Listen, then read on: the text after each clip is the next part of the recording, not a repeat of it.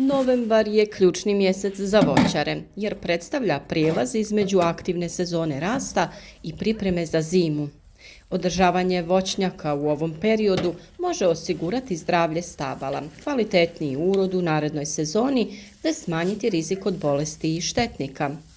U novembru se obavljaju mnogi važni radovi koji su neophodni za dugoročno očuvanje voćnjaka.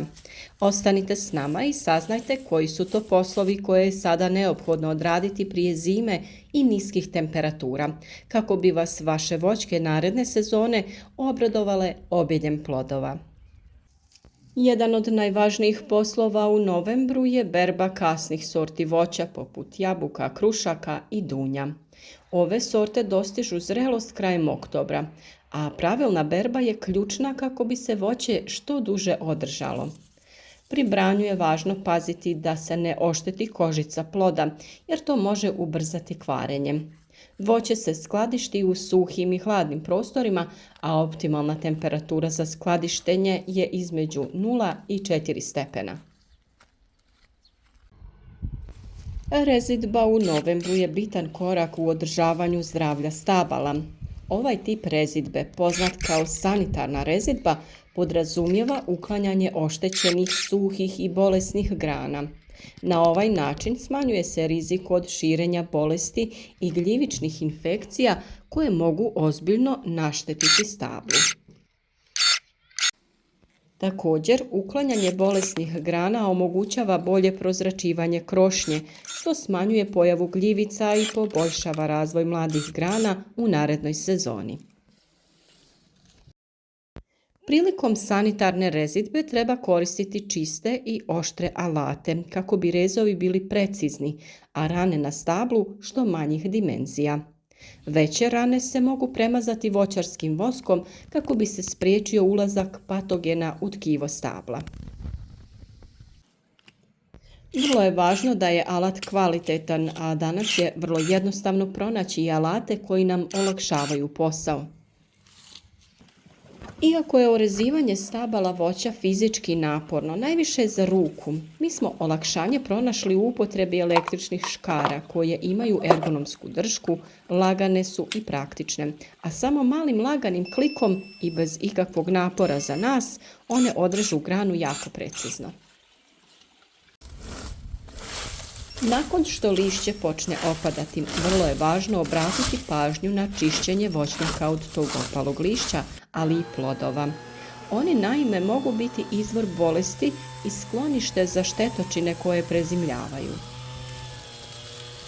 Upravo iz tog razloga je preporučljivo redovno uklanjati opale dijelove biljaka i spaliti ih, čim se smanjuje širenje bolesti poput krastavosti jabuka ili pepelnice. Naravno, ukoliko su vaše voćke bile zdrave, bilo bi šteta ne iskoristiti opalo lišće kako bi napravili kompost, to jest listinac. Lišće se može dodati na kompostnu hrpu sa ostalim prirodnim materijalima koje prikupljate ili se može napraviti poseban kompost od lišća, to jest listinac. Nakon 6 mjeseci do godinu dana imati ćete odlično hranjivo za biljke u vrtu ili voćnjaku. Osim čišćenja voćnjaka, tokom novembra se mogu primijeniti i preventivna prskanja bakrenim preparatima. Oni djeluju protiv različitih gljivičnih oboljenja, kao što su plamenjača i pepelnica, te osiguravaju da stablo uđe u zimu zdravo i otpornije na bolesti. Pravilna priprema tla u novembru ključna je za osiguranje optimalnih uslova za stabla tokom zime. Nakon berbe i sanitarne rezidbe preporučuje se rahljenje tla oko stabla kako bi korijenje moglo lakše upiti vodu i hranjive tvari. Osim toga, duboko prekopavanje tla pomaže u uništavanju štetočina koje se nalaze u zemljištu.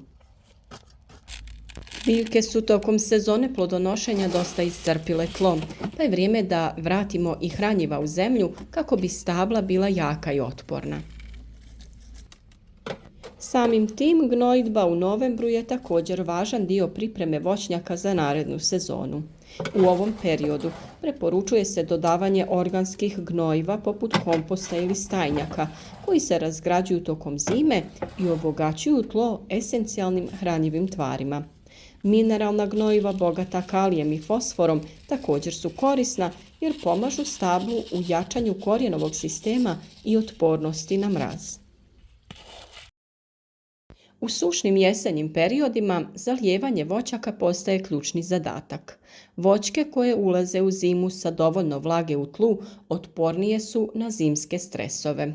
Duboko zalijevanje omogućava da korijenje dođe do dubljih slojeva tla gdje se zadržava više vlage tokom zime. Pored zalijevanja, voćke je važno pripremiti za niske temperature. Mlađa stabla su posebno osjetljiva na mraz, pa se preporučuje zaštita debla omotavanjem slamom, kukuruzovinom, jutanim vrećama ili specijalnim zaštitnim mrežama. Ova zaštita sprječava pucanje kore uslijed niskih temperatura i temperaturnih oscilacija, te osigurava bolje prezimljavanje stabla. Kada nas neko pita kada je vrijeme za sadnju voćaka, nerijetko se našalimo da je to prije 5 godina. Kažemo to iz razloga što se često propusti prilika za sadnju, a uvijek i na malom posjedu ima mjesta za barem nekoliko voćaka koje će vam dati vaše domaće i zdrave plodove. Zato vas sada podsjećamo da je novembar idealno vrijeme za sadnju novih voćaka.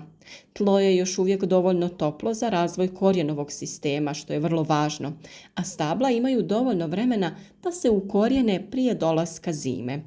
Prilikom sadnje važno je odabrati kvalitetne sadnice koje su zdrave i prilagođene lokalnim klimatskim uslovima.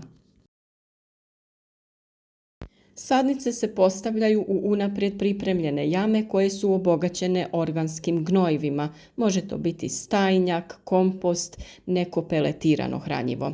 Važno je da korijen bude pravilno raspoređen i da se ne savija prilikom sadnje. Nakon što se sadnica postavi, tlo se dobro sabije kako bi se eliminirali zračni džepovi, a potom se sadnica obilno zalije.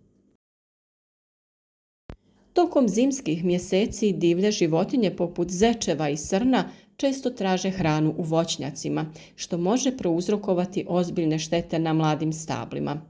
Novembar je pravo vrijeme za postavljanje zaštitnih mreža ili ogradica oko stabla kako bi se spriječile ovakve štete. Mlade voćke su posebno ugrožene jer im životinje mogu oguliti koru, što može dovesti do sušenja stabla. Upotreba repelenata, odnosno sredstava za odbijanje životinja, također može biti efikasna metoda zaštite. No, ukoliko imate dosta takvih stanovnika prirode, odaberite drugo rješenje. Napravite im neke hranilice malo dalje od vašeg voćnjaka, pored obližnje šume. Počastite ih kako bi lakše izdržali zimu, a kako ne bi u vašem voćnjaku tražili hranu ili radili štetu. Malčiranje je također važna praksa u voćnjacima tokom jeseni. Polaganje sloja organskog materijala poput slame komposta, usitnjenog lišća ili grančica oko stabla pomaže se očuvanju vlage u tlu i štiti korijenje od smrzavanja. Osim toga, malč sprječava rast korova, a i postepeno obogaćuje tlo kako se taj organski materijal razgrađuje. Još jedan važan zadatak koji je potrebno odraditi u voćnjaku u novembru tokom sušnih dana jeste krečenje stabala voćaka. Obavljamo ga krajem jeseni kako bi zaštitili biljke od različitih gljivičnih oboljenja, ali primarno je zaštititi ih od sunca i zagrijavanja. Naime, posljednjih zima temperature u decembru pa čak i januaru znaju biti dobro iznad prosjeka, što traje i po nekoliko dana i dovoljno je da zagrije tamnu koru stabla. Nakon toga temperature se naglo spuste i to je veliki šok za biljku. Osim što može doći do pucanja kore, može doći i do kretanja sokova unutar stabla, što nikako nije poželjno. Ako se odradi kvalitetno, bijela boja će štititi biljke tokom cijele godine. U proljeće se kretanje vegetacije može odložiti za 10-tak dana, što može biti ključno za sprječavanje štete od kasnih proljetnih mrazeva. možemo zaključiti da je novembar izuzetno važan mjesec za održavanje voćnjaka. Pravilnim obavljanjem poslova poput berbe, sanitarne rezidbe, gnojidbe i zaštite stabala od mraza i štetočina, voćari mogu osigurati uspješno prezimljavanje stabala i bogatiji urod u narednoj godini. Briga o tlu, sadnja novih voćaka i zaštita mladih stabala ključni su koraci u dugoročnom uspjehu voćnjaka. Ovi radovi ne samo da poboljšavaju zdravlje voćaka, već i doprinose većoj otpornosti na klimatske izazove i bolji kvalitet plodova.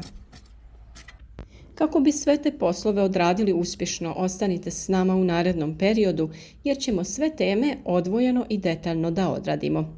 Pokazati ćemo kako se urezuju voćke, kako se okopavaju i prihranjuju, kako se sade nove sadnice, dati vam detaljan recept za pripremu sredstava za zaštitu i pripremu kreča sa neophodnim dodacima za kvalitetno krečenje voćaka. Podržite naš rad sa lajkom, podijelite video na društvenim mrežama i pozovite vaše prijatelje da nam se pridruže, da posade pokoju voćku i budu sigurni u kvalitetu uzgojenih plodova.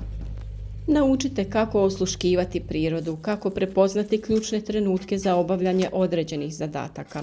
I što je najvažnije, ostanite u dosluhu sa prirodom i čuvajte svijet i ljude oko sebe.